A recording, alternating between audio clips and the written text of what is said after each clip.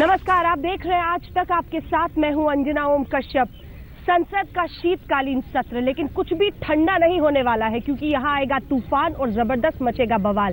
तो एक तरफ शीतकालीन सत्र और दूसरी तरफ उंगली में स्याही के लिए हो जाइए तैयार अगर आप जा रहे हैं नोट बदलने के लिए। हमारे साथ कई खास मेहमान मौजूद हैं क्योंकि संसद के पास से ही विजय चौक से हम आज कर रहे हैं अपनी ये विशेष पेशकश। राशिद अलवी जी हमारे साथ, वरिष्ठ नेता कांग्रेस पार्टी के हैं। सैयद जफर इस्लाम साहब बीजेपी से हमारे साथ हैं। शांताराम नाइक साहब जो कि सांसद हैं कांग्रेस पार्टी से, वो हमारे साथ हैं। देश भर से हमारे सहयोगी हमारे साथ जुड़ रहे। रवीश पाल दिल्ली, हमारे साथ कुमार अभिषेक लखनऊ से, हेमेंद्र शर्मा भोपाल से। सड़कों पर, बैंक के बाहर, एटीएम की कतार में कितने लोग, क्या परेशानी, क्या वाकई लोग सरकार के इस फैसले के साथ है, इन सबको आंकेंगे। लेकिन इस बीच एक बड़ी खबर आ रही है, वो आपको बता दें। सुषमा स्वराज ने कुछ ही लम्हे पहले ट्वीट करके जानकारी दी है कि एक किडनी फेलियर हो गया है। उनका लिखना है कि I am in AIIMS and this is because of kidney failure, यानी किडनी फेल होने की वजह से मैं इस वक्त एम्स में एडमिटेड हूँ। मैं डायलिसिस पे हूँ इस वक्त। इसके आगे वो लिखती है कि मैं टेस्ट इस वक्त मेरे ऊपर किए जा रहे हैं किडनी ट्रांसप्लांट करने के लिए। तो जाहिर तौर पर एक बड़े ऑपरेशन सर्जरी की तरफ वो बढ़ रही हैं, जैसा कि उन्होंने कहा है लॉर्ड कृष्णा विल ब्लेस। इसके आगे वो ये भी लिखती हैं। तो सुषमा स्वराज ने कुछ ही देर पहले ये ट्वीट करके जानकारी दी है कि वो एम्स में फिलहाल भर्ती हैं और किडनी फेलियर की वजह से वो वहां पर एडमिटेड है। टेस्ट किए जा रहे हैं, अगर किडनी ट्रांसप्लांट किया जाना है और कृष्ण भगवान मेरी रक्षा करेंगे, वो उनका आशीर्वाद मेरे ऊपर रहेगा, ये भी उन्होंने उसके आगे लिखा है। पूरा देश ऐसे में चाहेगा, जिस तरह से उन्होंने भारतीय राजनीति में एक पूरा सफर तय किया है। हर कोई, पार्टी कोई भी हो, उनके साथ रहा है और हमेशा उनकी अच्छी सेहत की दुआ करता रहा है। कई तरह की बीमारियां रही हैं उन्हें, डायबिटीज से भी लंबे वक्त से जूझती रही हैं और डायबिटीज के बाद अक्सर किडनी पर उसका बहुत ज्यादा असर होता है और किडनी फेलियर का जिक्र कर रही हैं। वो एम्स में फिलहाल एडमिटेड है और वहां पर टेस्ट किए जा रहे हैं कि अगर उनका किडनी ट्रांसप्लांट होना है तो उसके लिए तमाम टेस्ट किए जा रहे हैं। बहरहाल अपनी खबर पर वापस लौटते हैं। एक तरफ संसद में हंगामे के आसार, उस तूफान की आशंका यहां पर मौजूद रहकर आप महसूस कर सकते हैं। आइए हम आपको 5 तस्वीरें दिखाते हैं। एक तरफ संसद में आज एक पूरा विपक्ष क्या एक साथ एकजुट हो पाएगा या वहां पर भी फूट है। याद रखिए ममता बनर्जी पहुंची हैं बंगाल से। उनका कहना है कि तूफान लाऊंगी दिल्ली में। संसद में वो यहां से लेकर राष्ट्रपति भवन तक मार्च करने वाली हैं। कौन कौन सी पार्टियां उनके साथ रहती हैं ये देखना दिलचस्प होगा। आम आदमी पार्टी ने एक वक्त पर कहा कि अगर समाजवादी पार्टी को साथ रखिएगा, अगर आप शिवसेना को साथ रखिएगा तो हम आपके साथ नहीं है। अब यह भी दिलचस्प होगा। इधर ममता बनर्जी का दावा है कि शिवसेना उनके साथ है, बीजेपी का दावा है शिवसेना साथ नहीं है। कुछ ही देर बाद उस मार्च की शुरुआत होगी, देखना दिलचस्प होगा कौन कौन एक साथ होता है। इसी के साथ हम आपको देश भर की कतारें भी दिखा रहे हैं, चाहे बैंक हो, एटीएम हो, कैसे लोग पहुंच रहे हैं जगहों पर पैसा लेने के लिए। किस तरह की दिक्कतों का सामना, कोई 6 बजे से, कोई रात से इंतजार कर रहा है क्योंकि सभी को किसी न किसी तरह से अर्थव्यवस्था में हुई इस बहुत बड़े बदलाव को अपनी रोजमर्रा की जिंदगी में समेटना है, समझना है। सबसे पहले राशिद अलवी जी आपके पास आते हुए, विपक्ष एकजुट है भी? ये सवाल इसलिए क्योंकि कोई कहता है कि एसपी होगा तो हम नहीं आएंगे। आप लोग क्या ममता बनर्जी के साथ मार्च में शामिल हो रहे हैं? देखिए, मैं कहूंगा कि विपक्ष अलग-अलग आइडियोलॉजी की पार्टीज हैं। जितने लोग साथ आएंगे बहुत अच्छी बात है, लेकिन आज सवाल ये नहीं है कि विपक्ष एक है कि नहीं है। अगर कुछ पार्टीज एक साथ नहीं आ रही हैं, उनके अलग मुद्दे हैं, ये इम्पोर्टेंट नहीं है। आज इम्पोर्टेंट है देश तबाह हो रहा है, देश के अंदर तबाही आ रही है। कैसे? आम आदमी परेशान है, उसे खाने के लिए रोटी नहीं है। वो तो कह रहे हैं कि मोदी जी ने अच्छा किया। देखिए, कौन आदमी कड़क चाय पीने को वो तैयार है, मोदी जी कहते हैं आप नेता लोग तैयार नहीं है कड़क चाय पीने को। देखिए, भारतीय जनता पार्टी की ये स्ट्रेटेजी है कि जो अच्छा कहे उसे टीवी पे दिखाया जाए। सोशल मीडिया देखिए तो सही, सोशल मीडिया एक नया मीडिया है और उसमें देखिए कि लोग क्या कह रहे हैं। मेरे पास सोशल मीडिया पर जो वीडियो आ रहे हैं, आप इजाजत दें तो मैं दिखा दूं, बर्दाश्त नहीं कर पाएंगे लोग। गालियों से भरे हुए लोग रो रहे हैं, औरतें चिल्ला रही हैं और आने वाला चुनाव उत्तर प्रदेश और पंजाब का ये साबित कर देगा कि आपका कदम सही था या गलत था। कैसे आप करेंगे? मैं बहुत अदब के साथ पूछना चाहता हूं प्रधानमंत्री से, अगर जरा सी भी विजडम होती, 100 रुपए का नोट और 2000 का नोट आपने नहीं सोचा ये ऑटो रिक्शा वाला क्या करेगा, कहाँ से पैसे देंगे? मजदूर को 400 रुपए मजदूरी है, कहाँ से 400 रुपए उसे दिए जाएंगे? गरीब आदमी के बारे में आपने सोचा? और यहाँ मैं एक बात आपको याद दिलाऊं, 2005 के अंदर जब हमारी सरकार ने सिर्फ इतना किया था कि 2005 से पहले के नोटों को बदल दिया था और 1 साल का टाइम दिया था, तब बीजेपी ने क्या विरोध किया?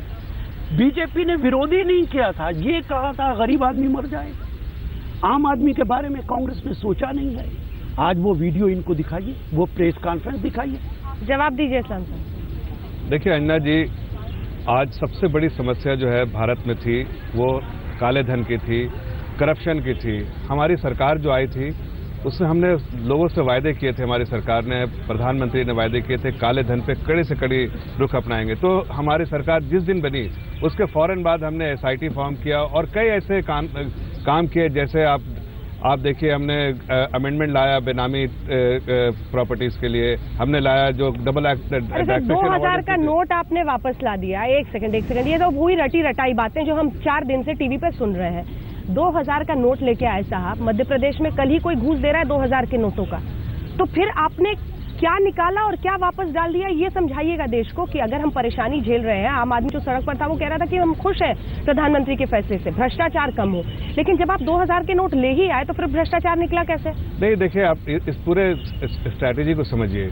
शायद पॉलिटिकल पार्टी समझना नहीं चाह रही है और समझ के भी वो समझाना नहीं चाह रही है, उनको फिर अपोज करना है, इसलिए वो अपोज कर रही है। देश की जनता समझ रही है कि इसके पीछे एक ही मंशा है कि काला धन खत्म हो, और इसके लिए जो काम करने थे वो प्रधानमंत्री ने काम किए। साहस बड़ा डिसीजन था प्रधानमंत्री का। लेकिन मैं आप जो सवाल पूछा उसका जवाब देता हूँ। देखिए, पहले हमने जब से हमने प्लान किया, हमारी सरकार ने प्लान किया कि ये डिमोनेटाइजेशन करेंगे, हमने ATM में सारे बैंकों को रिक्वेस्ट किया कि ATM में से 100 रुपये का नोट दिया जाए, 500, 1000 से छोड़ के 100 रुपये का। तो हमने फ्लश किया सिस्टम में 100 रुपये का नोट। 2000 रुपये का नोट इसलिए लाया गया है, इसलिए कि 2000 के लॉजिस्टिकली थोड़ा सा आराम होता है और उसका फेज आउट कर दिया जाएगा। फिर जैसे जैसे 500, 1000 का नोट आएगा। अच्छा, मतलब ये साइकिल अभी चलेगा। तो ये मैं एक सवाल और पूछ लूँ आपसे।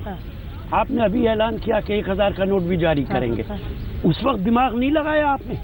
ये अचानक आपको ख्याल कैसे आ गया? इसका मतलब है बगैर सोचे समझे फैसला हुआ। और दूसरी बात, आज जिस गवर्नर के सिग्नेचर हैं, आप कह रहे हैं कि 6 महीने पहले से आपने कार्रवाई शुरू कर दी थी। ये गवर्नर तो 15 दिन पहले बना, इसके सिग्नेचर नोट पे कहाँ? चलिए ठीक है, आपकी इसी बात के साथ एक ब्रेक के लिए हम जा रहे हैं। उसके बाद नाइक साहब आपके पास भी मैं आऊंगी कई सारे सवाल लेकर, लेकिन राशिद अलवी जी हमारे साथ हमारे सहयोगी 3 जगहों से हैं, और आपने ये कहा है कि वहां पर भी, लेकिन यहाँ पर जो आवाज आएगी वो उस आम इंसान की आएगी जो सड़क पर मौजूद है इस वक्त। तो आपके पास भी कुमार अभिषेक, रवीश पाल और आपके पास हेमंत शर्मा। एक छोटे से ब्रेक के बाद लोग क्या कह रहे हैं, क्या वो सरकार के फैसले के साथ है। एक छोटा सा ब्रेक, फौरन लौट रहे हैं, आप देखते रहिए आज तक। तो अब हम राशिद अलवी जी आपको भी और शांताराम नाइक जी आपको भी दिखाएंगे, और दिखाएंगे पूरे देश को कि देश भर में जनता क्या कह रही है। सबसे पहले कुमार अभिषेक आपके पास आते हुए, जो लोग वहां पर कह रहे हैं, क्योंकि राशिद अलवी जी का कहना है कि आप लोग बड़े सिलेक्टेड लोगों को दिखाते हैं, सोशल मीडिया पर लोगों का गुस्सा निकल रहा है, वहां पर जो लोग मौजूद हैं आम आदमी है, पूछिए सरकार के फैसले के साथ है, कितनी परेशानी, कितनी दिक्कत? सीधा सवाल होना चाहिए। मैं सीधा सवाल पूछता हूं अंजना जी। देख लीजिए, ये लाइन है और ये हजरतगंज की लाइन है। हजरतगंज का सबसे बड़ा जो स्टेट बैंक है वहां लोग हैं। मैं सीधे कैमरामैन को कहता हूं कि वो लोगों की तरफ आए। ये आज से कह रहा है कि नोटबंदी वापस, आप लोग चाहते हैं कि जो सरकार ने फैसला लिया है उसको वापस किया जाए? सर, हम तो नहीं चाहते कि सरकार ने जो फैसला लिया है उसको वापस लिया जाए। मैं बेशक 2 दिन से लाइन में लग रहा हूँ, मेरा नंबर नहीं आ रहा, लेकिन मैं मोदी जी के साथ में हूँ। आप बताएं, आप चाहते हैं कि वापस जिस तरीके से विपक्ष कह रहा है? नहीं, गलत है। जो नियम बनाया जाता है वो सब ठीक करता है, जनता के हित में होता है। आप लोग क्या चाहते हैं? नहीं, वापस ना हो। सही है, वापस नहीं हो। और भी कुछ लोग हैं, मैं कुछ पीछे की तरफ आता हूँ। ये बताइए, आप लोग लाइन में लगे हैं, आप लोग क्या चाहते हैं कि जो सरकार ने फैसला लिया है वो रहे या वापस जाए? जी अभिषेक, वो रहे। रहे। हम लोग पैसा मिले रहे, चाहते हैं किएगा। देखिए अंजना, जो लोग लाइन में लगे हैं, ज्यादातर लोग रैंडमली हम लोगों ने पूछा है, लोग इस कदम के साथ दिखाई दे रहे हैं। भले ही भीड़ जो हो रही है, लेकिन यहाँ पर जो लोग हैं, कम से कम जितने लोगों से मैंने पूछा है जो लाइन में लगे हुए हैं, वो चाहते हैं कि सरकार इसे रोल बैक ना करे। हाँ बिल्कुल। रवीश पाल, दिल्ली में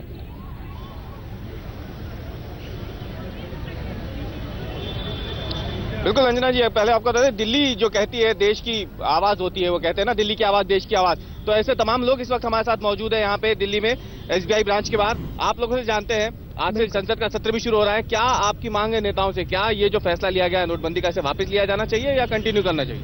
नहीं, ये बिल्कुल ठीक फैसला है और थोड़ी तकलीफ तो लोगों को हो रही है अभी, पर आगे चल के ये लोगों के फायदे के लिए ही है। आप बताएं क्या चाहते हैं आप? ये सही फैसला है, आगे चल के इसका काफी फायदा मिलेगा आम जनता को। आपको क्या लगता है, आप क्योंकि अपना काम छोड़ के लाइन में आज लगे हैं, आपको लगता है नोटबंदी का जो फैसला है इसे लागू रहना ही चाहिए या फिर वापस लेना चाहिए?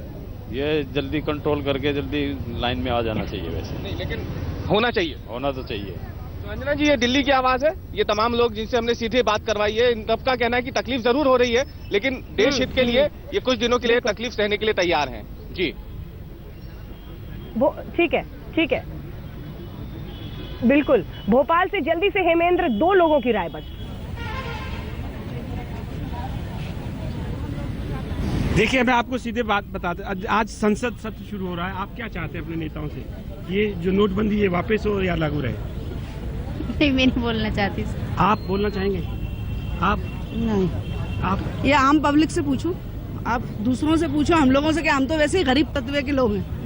आप देख सकते हैं कि हम गरीब तबके के लोग हैं, हमारी राय कोई मायने नहीं रखती, हम कुछ भी नहीं बोलना चाहते। जाहिर तौर पर गुस्सा दिख रहा है लोगों के जुबान पर।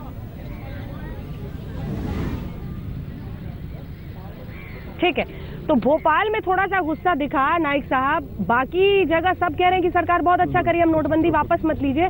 थोड़ी परेशानी हो रही है, परेशानी का सब जिक्र कर रहे हैं, लेकिन कह रहे हैं कि फैसला बहुत अच्छा है। अब कांग्रेस अपने आप को कैसे रेलेवेंट बनाएगी अपने स्टैंड से, क्योंकि भ्रष्टाचार सबसे बड़ा मुद्दा था, याद रखिए नाइक साहब, जिसने पिछले इलेक्शन में कांग्रेस को मुंह की खानी पड़ी। I have been campaigning against corruption and I am praising that 1988 act of Rahul ji for many years now, but I am telling you, Modi ji की बड़ाई करेंगे कि नहीं करेंगे? अच्छा किया है? नहीं किया ना। क्या किया, क्या गलत कर दिया? जनता क्यों कह रही है अच्छा किया? प्रॉमिस जो किया था, आप प्रॉमिसरी नोट देखिए, इस प्रॉमिसरी नोट के तहत जनता को प्रॉमिस के, जो होल्डर है उसको प्रॉमिस कर दिया एक पर्टिकुलर आइटम आपको पैसे मिलेंगे। ये प्रॉमिस विड्रॉ करने का अधिकार सरकार को या मोदी को किसने दिया? कोई ऐसा मेजर डिसीजन मिडनाइट में विद mere notification अब ये तो of reserve bank of India नहीं, ये तो सरकार को एग्जीक्यूटिव पास है ना सर, किसी के बात ध्यान में सुप्रीम कोर्ट ने फिर बीते दिन क्यों सही ठहराया? नहीं, कैसे आप प्रॉमिस, कांग्रेस पार्टी के सांसद सुप्रीम कोर्ट से भी ऊपर है। नहीं, सुप्रीम कोर्ट से नहीं, प्रॉमिस दिया है। आपके पास नोट है, आपको देखिए प्रॉमिस है कि नहीं, किसको अधिकार है उन्होंने निकालने की। एक ब्रेक के लिए रुक रहे हैं नाइक साहब, आपकी इसी बात को आगे लिए चलेंगे, उस पर आशीष जी भी बोलना चाह रहे हैं। एक छोटे से ब्रेक के लिए हमें रुकना पड़ रहा है मजबूरन, फौरन लौटते हैं, आप देखते रहिए आज तक।